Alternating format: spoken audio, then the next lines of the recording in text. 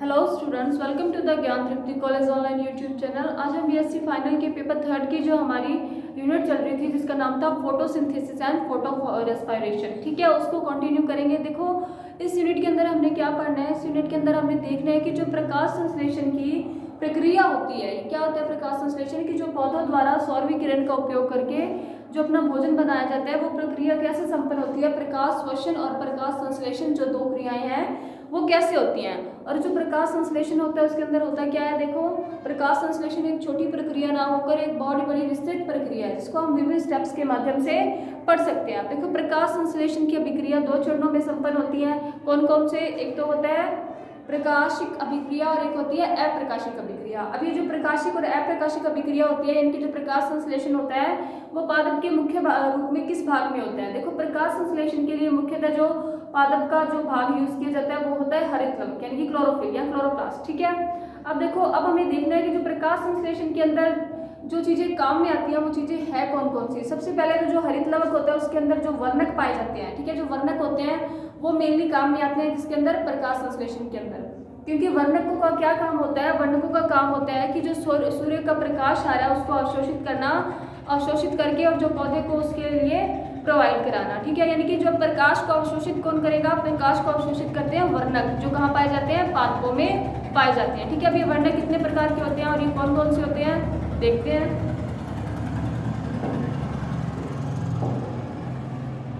पादपों में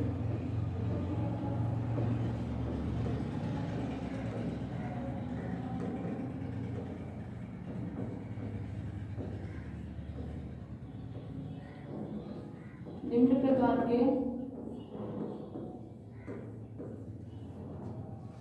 वर्णक पाए जाते हैं।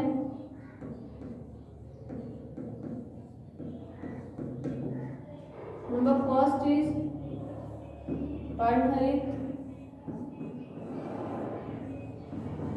या chlorophyll.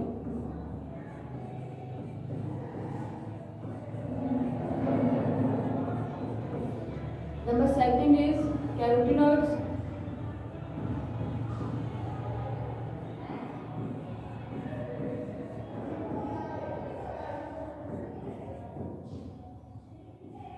Number third is bilirubin.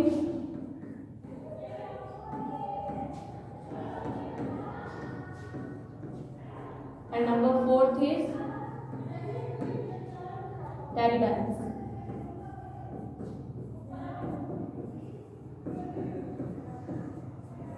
ठीक है, देखो ये चार मुख्यतः वर्णक होते हैं जो किसी भी पादपों के अंदर पाए जाते हैं। इनमें से सबसे जो दो मुख्य वर्णक है वो है हमारा क्लोरोफिल यानी कि पर्णहरित और कैरोटीनॉइड, क्योंकि पर्णहरित और कैरोटीनॉइड्स होते हैं वो मेनली सामान्य उच्च वर्ग के पादपों में सामान्य रूप से पाए जाते हैं। यानी कि जो उच्च वर्ग के पादप यानी जो हमारे आसपास पादप पाए जाते हैं जिम्नोस्पर्म्स, जिम्नोस्पर्म्स, उनके अंदर हमें प्रमुख रूप से जो वर्णक दिखने को मिलेंगे वो कौन से होंगे, पर्णहरित और कैरोटीनॉइड्स, ठीक है। उसके बाद जो बिलिप्रोटीन और टेरिडाइन्स है ये मुख्यतः कहाँ पाए जाते हैं, ये जो निम्न स्तर के पौधे होते हैं जो पूर्ण रूप से अभी विकसित नहीं हुए उनमें कौन से पाए जाते हैं, उनके अंदर जो पाए जाने वाले वर्णक हैं वो है हमारे बिलिप्रोटीन और टेरिडाइन्स। अब देखो सबसे पहले हम पर्णहरित के बारे में पढ़ते हैं फर्स्ट नंबर पे कि पर्णहरित के अंदर होता क्या है।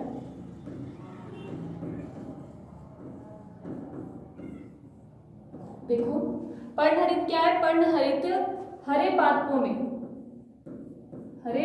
में पाया जाने वाला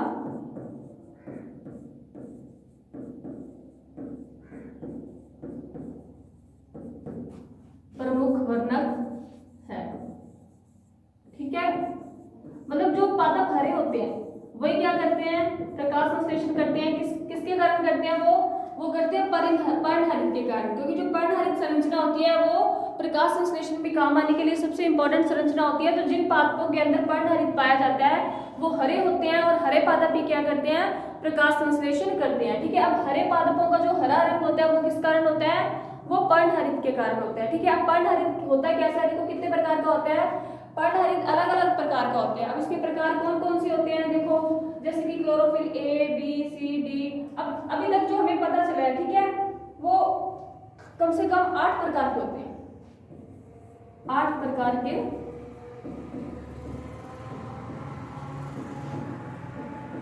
पर्णहरित पाए जाते हैं, जैसे chlorophyll A, chlorophyll B, chlorophyll C, D, E etcetera. ठीक है, अब इन सारों में से जो सबसे प्रमुख क्या होते हैं क्लोरोफिल होता है, वो होता है क्लोरोफिल ए।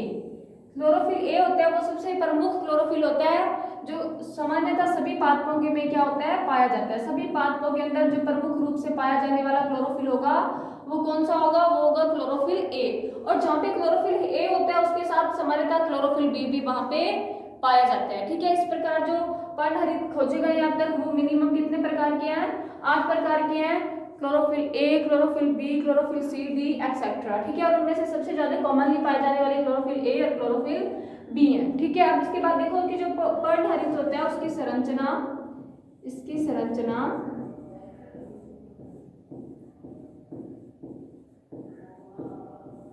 टेनिस के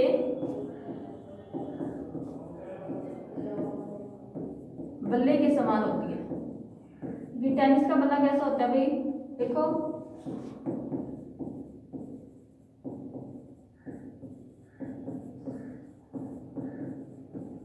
यानी कि इस टाइप की इसकी स्ट्रक्चर होगी थोड़ी सी। टेनिस तो सबने खेला ही होगा। ठीक है, जैसे ये टेनिस का रैकेट है। ठीक है,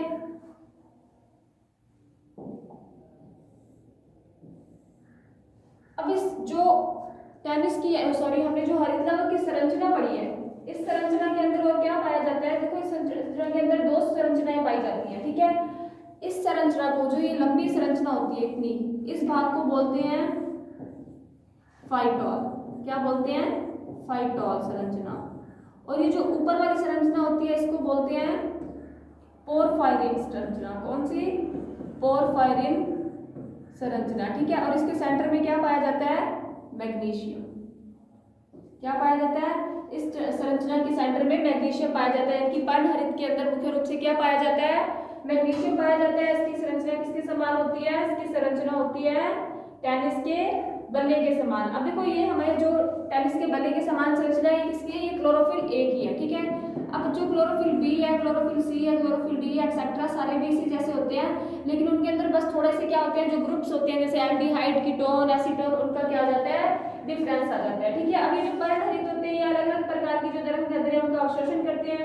ठीक है, देखो जैसे कि अब जो सूर्य से प्रकाश आता है, ठीक है, वो होता है श्वेत प्रकाश पुंज। कैसा होता है वो प्रकाश, श्वेत प्रकाश पुंज। अब उसके अंदर अलग अलग कलर्स हो जाते हैं, सारे कलर पाए जाते हैं, जैसे कि विबग्यो, वायलेट, ब्लू, मिथाइल ब्लू, ठीक है, ऑरेंज, ऑरेंज रेड। ठीक है, अब ये जो पर्णहरित होते हैं वो अलग अलग प्रकार की जो तरंग दैर्ध्य हैं यानी कि रंग है उनका अवशोषण करते हैं, और जो अवशोषण जिसका ये ज्यादा करते हैं वही रंग इनका दिखाई देता है। क्योंकि पर्णहरित किस रंग का ज्यादा अवशोषण करते हैं, हरे रंग का अवशोषण करते हैं, इसलिए हमें पादप ज्यादा से ज्यादा कैसे दिखाई देते हैं, हरे रंग के दिखाई देते हैं। ठीक है,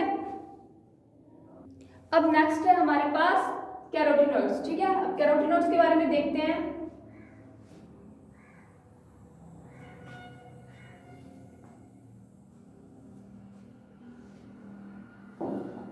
सेकंड इज कैरोटीनॉइड्स।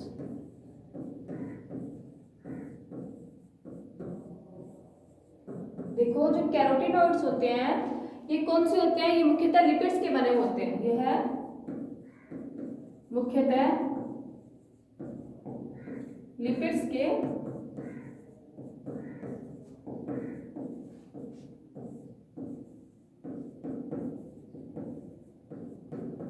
बने हुए होते हैं। ठीक है, अब देखो लिपिड्स के कैसे, अब लिपिड्स के तो ठीक है ये बने हुए होते हैं, लेकिन इनका जो कलर होता है वो कैसा होता है, एक इनकी और खासियत है, जो पर्णहरित होता है वो सिर्फ किन में पाया जाता है, पादपों में। हम लिख देते हैं यहाँ पे ओनली प्लांट्स में, क्योंकि जो पर्णहरित होता है वो किसमें काम आता है? प्रकाश संश्लेषण में काम आता है। प्रकाश संश्लेषण तो सिर्फ पादप ही करते हैं, जंतु प्रकाश संश्लेषण नहीं करते। इसलिए जो पर्णहरित वर्णक होते हैं वो किस में पाए जाते हैं? वो पाए जाते हैं सिर्फ पादपों में। उसके साथ जो कैरोटीनॉइड वर्णक है वो किसमें पाए जाते हैं? Both plant and animals.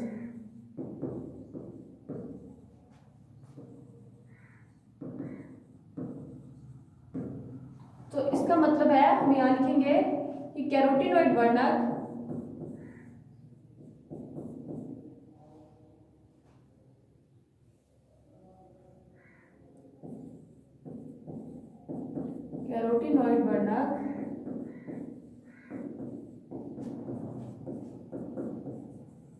पादप व जंतुओं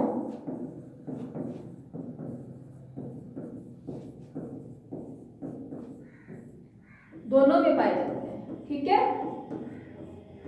दोनों में पाए जाते हैं। ये कौन सा कलर देते हैं? पर्णहरित तो ग्रीन कलर दे रहा था। अब जो कैरोटीनॉइड वर्णक होते हैं यह है पीला, भूरा, नारंगी और लाल, इतने कलर ये देते हैं। ठीक है, लेकिन जो कैरोटीनॉइड वर्णक होते हैं अभी पादपों में पाए कहाँ जाते हैं? क्योंकि जो पर्णहरित था वो तो कहाँ पाया जाता था? वो पाया जा रहा था हरित लवक के अंदर। तो जो ये कैरोटीनॉइड होता है ये भी क्या पाया जाता है? यह भी पादप के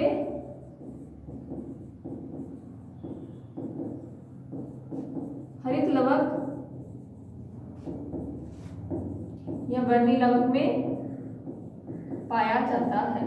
ओके, क्लियर हो गया यहां तक? उसके बाद देखो ये काम क्या करता है। अब देखो जो हरित लवक होता वो सिर्फ उन पौधों में या पादपों में पाया जाता है जिनके अंदर प्रकाश संश्लेषण होता है, यानी कि वो सिर्फ दिन में उगने वाले पौधों में पाया जाता है। अब जो पौधे रात में उगते हैं, ठीक है, रात को जो पौधे उगने वाले होते हैं जिनके फूल रात को निकलते हैं, तो उन पादपों के अंदर कौन सा वर्णक पाया जाएगा? क्योंकि उसके अंदर पर्णहरित तो पाया नहीं जाएगा। पर्णहरित तो उसमें प्रकाश संश्लेषण कर नहीं पाएगा। क्यों? क्योंकि वो तो रात में उगते हैं और रात में सूर्य का प्रकाश होता नहीं है। तो फिर इसमें कौन काम आता है? देखो इसमें जो काम आता है वो होता है कैरोटीनॉइड वर्णक। कौन सा होता है? कैरोटीनॉइड। तो अब यहाँ क्या लिखेंगे कि रात्रि में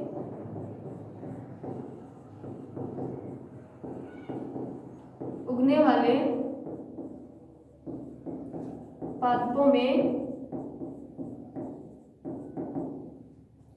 कैरोटीनॉइड वर्णक पाया जाता है।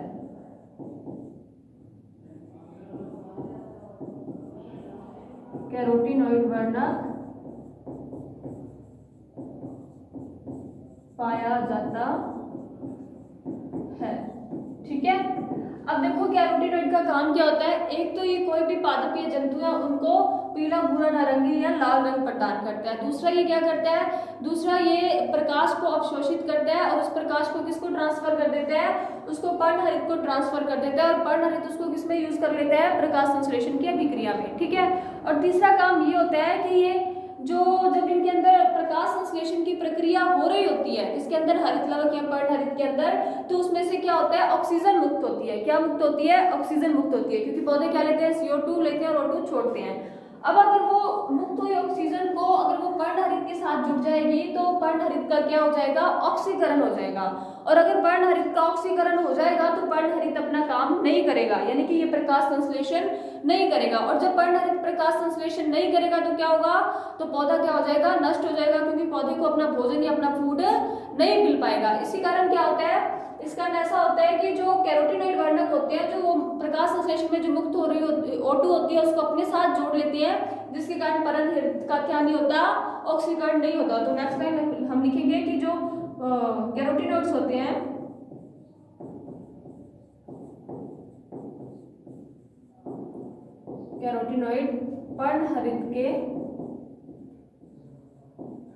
कैरोटीनॉइड पर्णहरित को ऑक्सीकृत होने से बचाते हैं।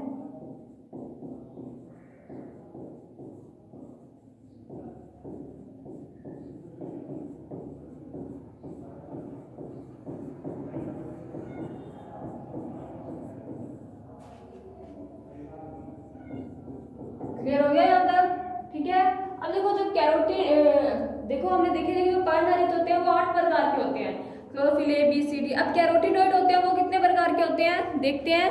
कैरोटीनॉइड्स 2 प्रकार के होते हैं, ठीक है। अब वो 2 प्रकार होते कौन से हैं देखते हैं।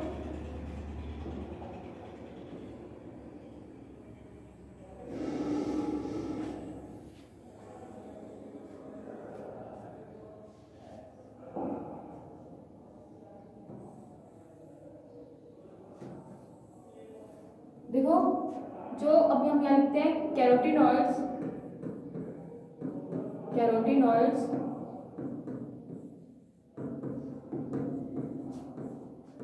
मुख्यतः 2 प्रकार के होते हैं।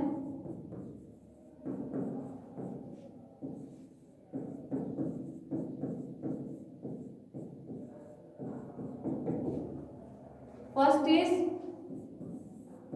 कैरोटीन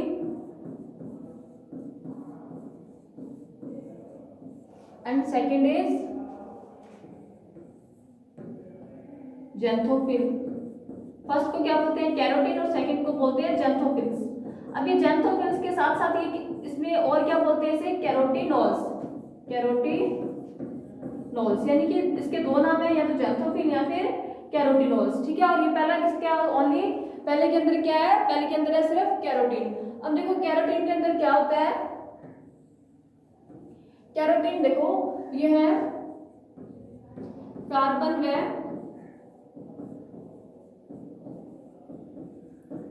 हाइड्रोजन से मिलकर बने हुए होते हैं।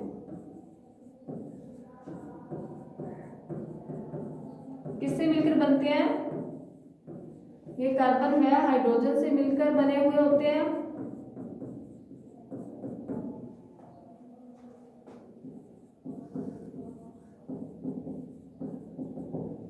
इनका सूत्र या फॉर्मूला क्या होता है C40H56 यानी कि कार्बन के 40 अणु और हाइड्रोजन के 56 अणु, ठीक है। उसके बाद यह मुख्यतः लाल, गुलाबी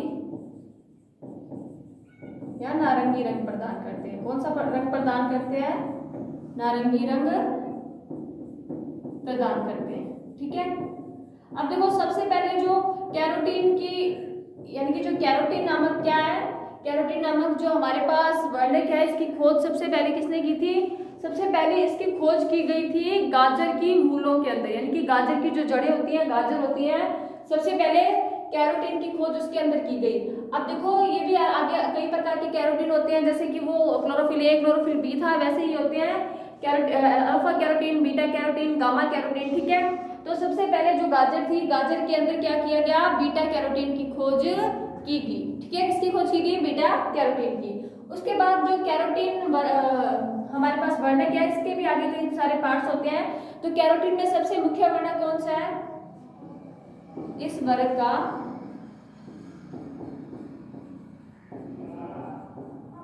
सबसे प्रमुख वर्णक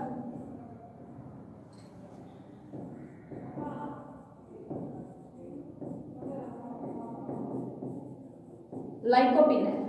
कौन सा है, लाइकोपिन। अब लाइकोपिन होता है जो वो किसी भी चीज को क्या प्रदान करता है, लाल रंग प्रदान करता है, ठीक है, लाल रंग प्रदान करता है। अब टमाटर होता है, टमाटर के अंदर कौन सा वर्णक पाया जाता है, लाइकोपिन पाया जाता है, जिसके कारण उसका रंग क्या होता है, लाल होता है। और गाजर के अंदर कौन सा पाया जाता है, बीटा कैरोटीन, जिसके कारण उसका रंग कैसा होता है, लाल होता है, ठीक है।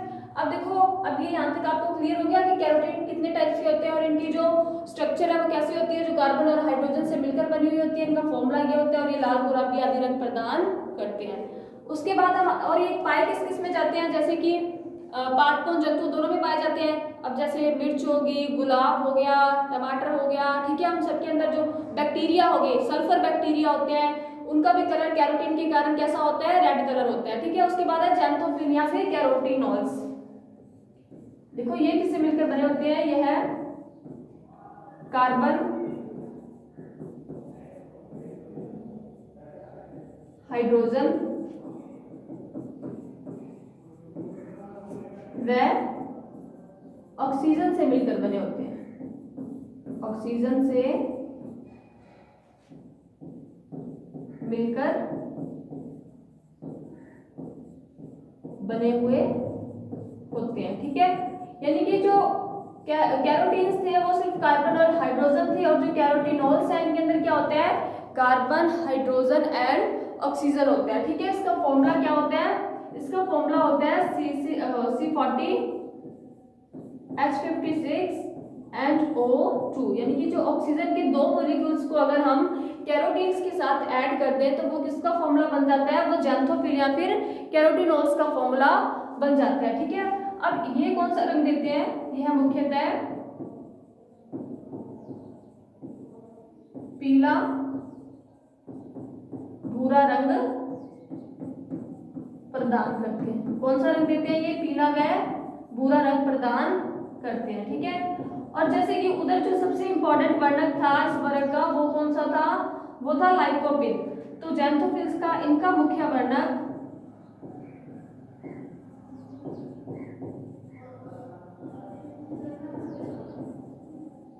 ल्यूटीन होता है। कौन सा होता है, ल्यूटीन। उधर था लाइकोपिन और इधर है ल्यूटीन। अब ये जो हमारे पास क्या है, ज़ैंथोफिल या कैरोटीनॉल्स है, ये किन किन में पाए जाते हैं, आगे कितने प्रकार के होते हैं, जैसे फ्यूकोजैंथिन, फाइकोजैंथिन, ठीक है, ज़ैंथोफिल्स, ये किन के अंदर पाए जाते हैं, क्रिप्टोजैंथिन, ये पाए जाते हैं शैवालों के अंदर। ठीक है, क्योंकि जो पीले भूरे शैवाल होते हैं उनका पीला रंग किसके कारण होता है, ज़ैंथोफिल्स के कारण होता है। ठीक है, आई होप यहाँ तक आपको समझ आ गया होगा। तो ये हमारे कैरोटीन्स यानी और ज़ैंथोफिल्स यानी कि कैरोटीनॉइड्स कंप्लीट हो चुके हैं। अब उसके देखो, अब कैरोटीनॉइड्स का एक काम और होता है, एक तो ये क्या काम करते हैं, ये जब अतिरिक्त प्रकाश की क्या होती है, आवक होती है, यानी कि जब पौधे को आवश्यकता से ज्यादा प्रकाश मिल रहा है, ठीक है, कि उन्होंने अपने प्रकाश संश्लेषण के लिए जितना उनको प्रकाश चाहिए था पर्णहरित को, वो उसने अवशोषित कर लिया, उसके बाद भी पौधे पे प्रकाश पड़ रहा है तो वो उसके लिए नुकसानदायक होता है। इस नुकसान से बचाने के लिए क्या करता है, जो कैरोटीनॉइड्स होते हैं ये उस अतिरिक्त प्रकाश की जो मात्रा होती है उसको अवशोषित कर लेते हैं। अवशोषित करने के बाद जब उस वर्णक को प्रकाश की आवश्यकता होती है तब उसको वो प्रोवाइड करा देते हैं। यानी कि जो अतिरिक्त प्रकाश किरणों से भी जो कैरोटीनॉइड्स होते हैं वो किसकी हेल्प करते हैं, पादप की सहायता करते हैं। ठीक है, अब नेक्स्ट है हमारे पास बिली प्रोटीन्स। कौन सा है, बिली प्रोटीन्स क्या होती है, अब देखो बिली प्रोटीन देखते हैं।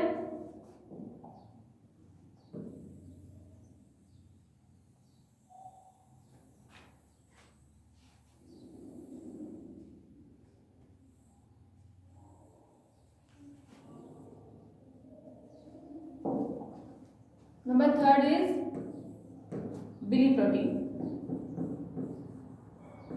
बिली प्रोटीन, अब देखो बिली प्रोटीन के अंदर क्या होता है, बिली प्रोटीन इसे क्रोमोप्रोटीन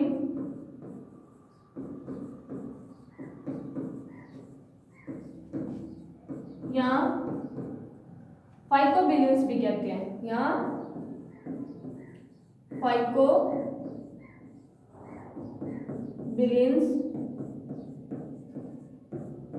भी कहते हैं। ठीक है, अब क्रोमोप्रोटीन या फाइकोबिलियंस भी कहते हैं। अब देखो जो बिली प्रोटीन्स होते हैं ये उच्च वर्ग के पादपों में नहीं पाए जाते हैं। जो बिली प्रोटीन होते हैं ये सिर्फ किन में पाए जाते हैं, शैवालों में पाए जाते हैं। लिख लेते हैं बिली प्रोटीन्स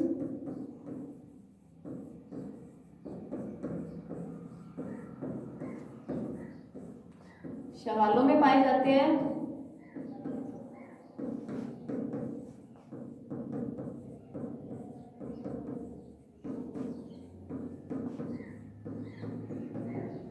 ठीक है, यानी कि उच्च वर्ग के पादप होंगे, मैंने आपको बताया था उनके अंदर जो मुख्य होंगे वो कौन कौन से होंगे, एक तो पर्णहरित होगा और एक कैरोटीनॉइड्स होंगे। और उसके बाद जो हमारे पास तो निम्न वर्ग के पादप होते हैं जैसे कि शैवाल हो गए, ब्रायोफाइट्स हो गए, टेरिडोफाइट्स हो गए, उनमें अंदर जो ये दो बचे हैं वो पाए जाते हैं। लेकिन जो बिली प्रोटीन होता है वो मुख्यतः किन में पाया जाता है, शैवालों में पाया जाता है। बिली प्रोटीन किन में पाया जाता है, शैवालों में पाया जाता है। ठीक है, इसको क्रोमोप्रोटीन या फिर फाइकोबिलियंस भी बोलते हैं। आप देखो बिली प्रोटीन होता कितने प्रकार का है, बिली प्रोटीन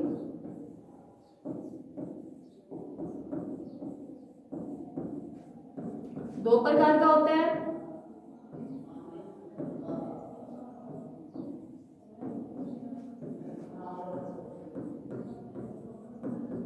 दो प्रकार होते हैं। नंबर इज फाइकोइरिथ्रिन,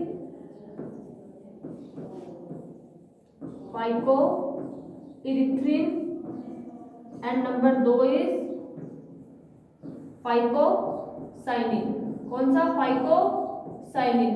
अब इन दोनों में डिफरेंस क्या है? देखो फाइकोइरिथ्रिन और फाइकोसाइनिन में, इनमें ये डिफरेंस है कि जो फाइकोइरिथ्रिन होता है ये कौन सा कलर प्रदान करता है? फाइकोइरिथ्रिन किसी भी शैवाल या पादप को रेड कलर प्रदान करते हैं। कौन सा कलर?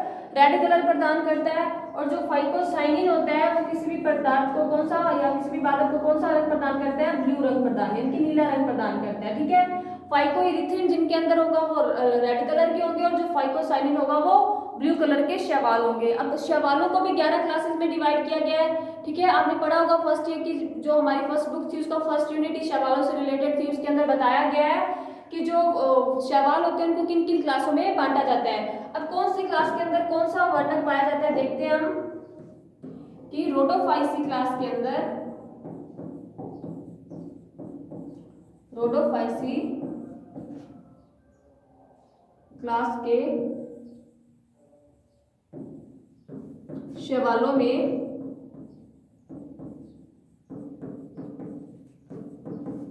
फाइकोइरिथ्रिन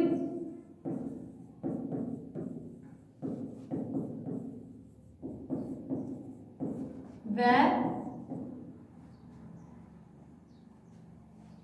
साइनोफाइसी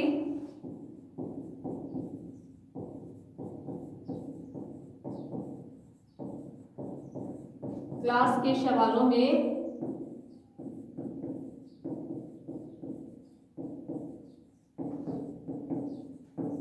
फाइकोसाइनिन वर्णक पाया जाता है। कौन सा? फाइकोसाइनिन। ठीक है,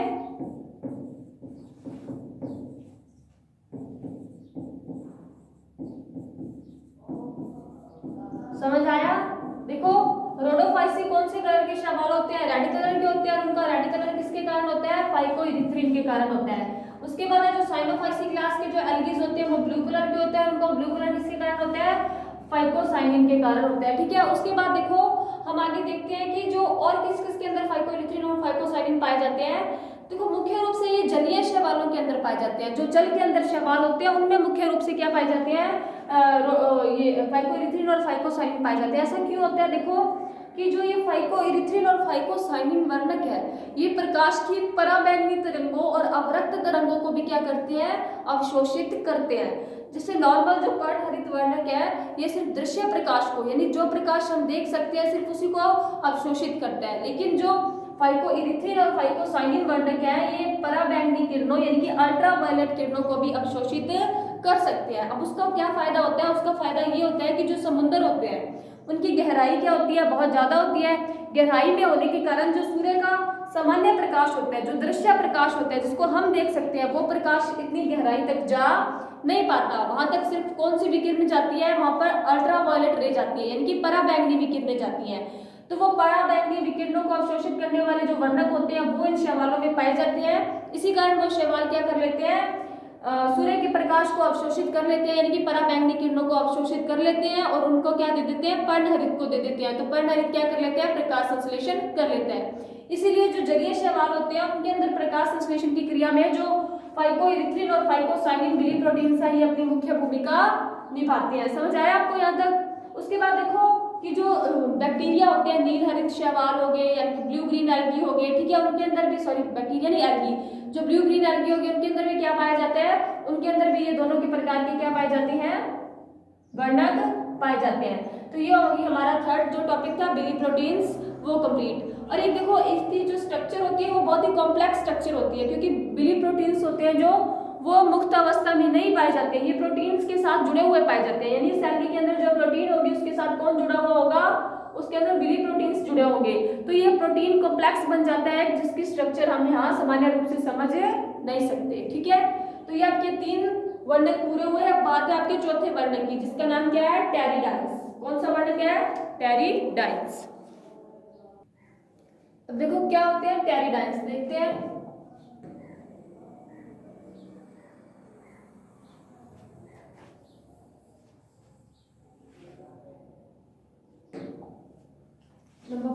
फोर्थ इज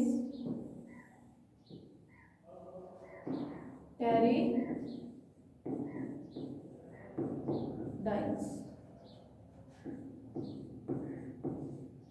देखिए जो टेरिडाइन्स होते हैं ये मुख्यतः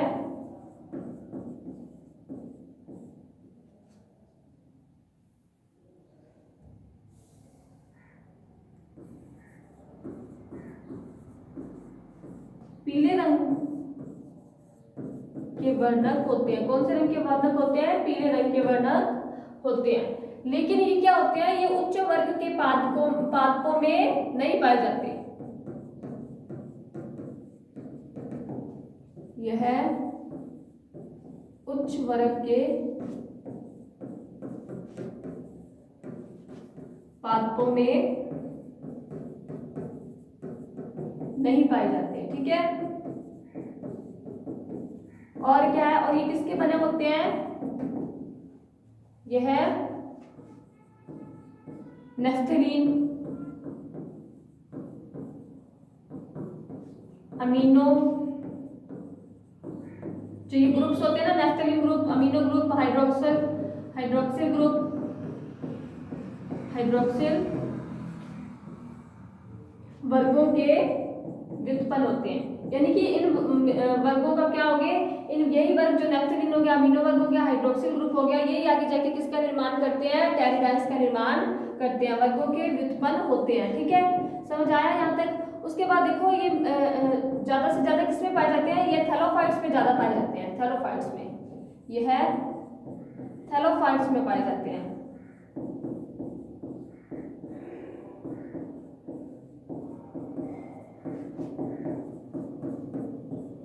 अभी थैलोफाइट क्या होते हैं? थैलोफाइट्स ऐसे प्लांट्स होते हैं जिनकी बॉडी कैसी होती है? थैलस बॉडी होती है। थैलस बॉडी का मतलब आपको पता है ना कि जो किसमें विभाजित नहीं होती, जो जड़, तना, पत्ती में विभाजित नहीं होती, ऐसी बॉडी क्या कहलाती है? थैलस कहलाती है। और जिनके अंदर थैलस पाया जाता है वो प्लांट्स थैलोफाइट्स कहलाते हैं। और थैलोफाइट्स के अंदर क्या पाया जाता है? थैलोफाइट्स के अंदर पाए जाते हैं टेरिडाइन वर्णक। ठीक है, अब टेरिडाइन वर्णक का काम क्या होता है? यही कि ये प्रकाश संश्लेषण है उसमें थोड़ी सी हेल्प कर देता है। लेकिन अभी तक टेरिडाइन्स के बारे में इतनी विस्तृत जानकारी उपलब्ध नहीं है, तो इसकी ज्यादा स्ट्रक्चर वगैरह नहीं पढ़ते हैं। इसके बारे में इतनी जानकारी है कि ये उच्च वर्ग के पादपों में ना पाया जाकर थैलोफाइट्स में पाया जाता है, और ये हरित लवक में उपस्थित होता है। और ये किसमें काम आता है? प्रकाश संश्लेषण में काम आता है। ये हाइड्रोक्सिल ग्रुप, अमीनो ग्रुप और नेफ्थलीन ग्रुपों के क्या होते हैं? व्युत्पन्न होते हैं। ठीक है, क्लियर हो गया आपको यहाँ तक? उसके बाद इसमें जो दिया गया है वो है हमारा आगे हरित लवक, यानी कि जो क्लोरोप्लास्ट होता है उसकी स्ट्रक्चर। तो क्लोरोप्लास्ट की स्ट्रक्चर हम नेक्स्ट लेक्चर में पढ़ेंगे। आज के लिए आपका इतना काफी है जो हमने वर्णक पढ़ लिया है। तो थैंक यू सो मच।